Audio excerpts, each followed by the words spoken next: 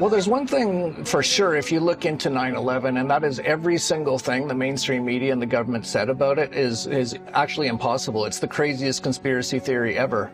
That a guy in a cave in Afghanistan blew up 3 towers in New York with 2 planes, which is impossible. And they all fell at free fall speed, which is not possible without controlled demolitions. They took lots of photos and pictures of themselves. There was the dancing Israelis dancing afterwards. The involvement is quite clear, and what's most clear is that the official narrative for it is all lies, absolutely all lies. It was those who had the access, the ability to carry off what is an extraordinary operation.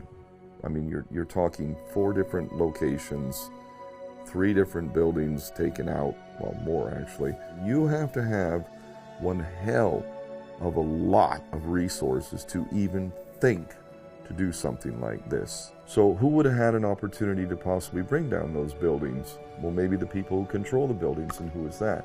The American government rounded up 200 Israeli operatives after 9/11, during their 9/11 sweep operation, and deported them back to Israel. The Israelis invented modern terrorism, they admit it. That's what they used to oust the British from Palestine and take over Israel in 1948, and they've been doing it ever since. But they learned early on to make it look like Arabs and Muslims did it rather than Jews. Maybe it wasn't the dude in the cave and the 19 box cutters who had the best ability to do this. Maybe it was the U.S. military, the enemy inside the gate, and those interests that have the political, military, and media power to be able to tell us a story so that it becomes true, even though it's patently an insult. Donald Trump is on the line. You look at Larry Silverstein, who's a terrific owner in New York and a very good friend of mine who I just called. I was very worried about him because I assumed maybe he was in the building. He took possession of the building 1 week ago. As you know, he just bought the World Trade Center. Right. Lo and behold, 2 Jewish billionaires buy 2 asbestos-filled buildings that are half empty, of which the Port Authority was attempting to get out from under the liability and debt associated with these worthless buildings. 2 Jewish billionaires named Frank Lowy and Larry Silverstein buy these buildings, and the fact is, the literal, truthful, undeniable fact is that when they purchased the lease on the Twin Towers, they literally transferred billions of dollars of liability over to themselves, because the cost to extract the asbestos was in the billions. So you've got half-empty buildings with a precedent already of lung cancer associated with the asbestos. The Port Authority tried to get rid of it for over a decade and failed, and here come 2 Jewish billionaires who now take control of the buildings. And this is where Mossad had an open invitation into the buildings. Provably, undeniably, indisputably. And who were we told did the event? The Muslims. Oh, but wait, it gets better, doesn't it? I remember getting a call from the fire department commander telling me that they were not sure they were going to be able to contain the fire. And I said, you know, we've had such terrible loss of life. Maybe the smartest thing to do is pull it.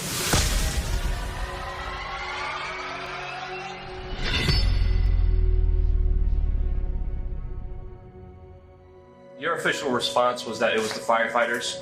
My question is, it was pretty clear that you meant the building, and if it was the firefighters, they already are outside the building by 12 because the water lines were broken. Ask the question. And the fire chief that you said you spoke to, Fire Chief Negro, denies talking to you on that day of 9/11. Can you answer those questions and address the theories against you?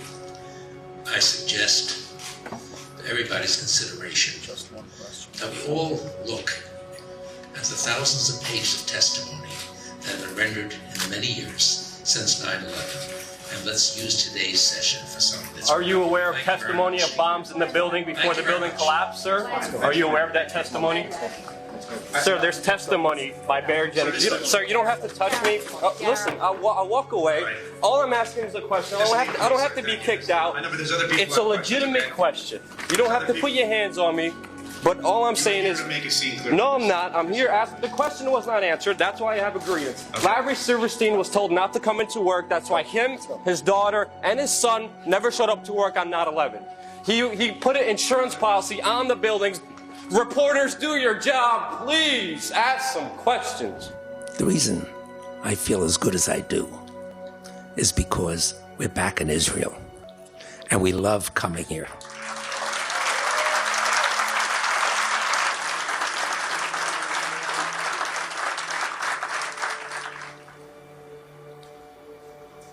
On the morning of 9/11,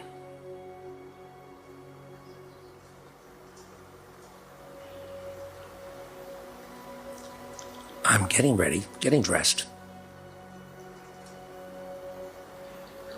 to go to the dermatologist.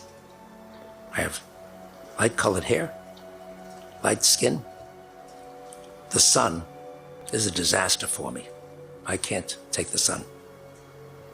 So, every 3 months, I went to the dermatologist like clockwork. I had to. And that morning, I said to Clara, I said, sweetheart, I've got so much work to do down at the Trade Center. Cancel the dermatologist. I'm going down. And she said, you can't cancel again. You canceled last time. You cannot cancel again. And she got angry. Now, when you're married to somebody for 50 years, and they get upset, and they get angry, and they start screaming, the world comes to an end. And I said, okay, I'm sorry. The words are yes, dear. What? And caused it to end up in flames. And therein was the day of the disaster of 9/11. And so we lost almost 3,000 people. It was a miracle. My life wasn't lost because she kept me from going down to the Trade Center. She just said, you've got to go to the dermatologist. By the way, I never made it to the dermatologist that day, but at least my intentions were right. Now, what I quickly had to do was find out what my obligations were. Of course, I had signed a contract and now own the Trade Center. I had to rebuild like kind, like quality. And I had an obligation to collect the insurance proceeds from the policies, because that's the only place the money could come from the insurance proceeds. That was my job, my obligation, because they owned the policies. And we're going to get the money from the insurance companies with which to build. We went through an enormous amount of effort to find out what happened on 9/11 to cause the Twin Towers to collapse, and at the same time, decide how to build a building safer and stronger and impenetrable, so that we'd feel safe in it, and everybody else would feel safe in it also. Problems in making its buildings explosion-proof. It's called Israel. And guess what? It's got some of the best engineers in the world who understand safety in big buildings. Why? Because they have problems with that for the last 40, 50 years. They keep having explosions in their country. Next thing you know, we've got the designs of a building. And the first design meeting was in April of 2000. And the first design meeting was in April of 2000. And construction began shortly thereafter in 2002.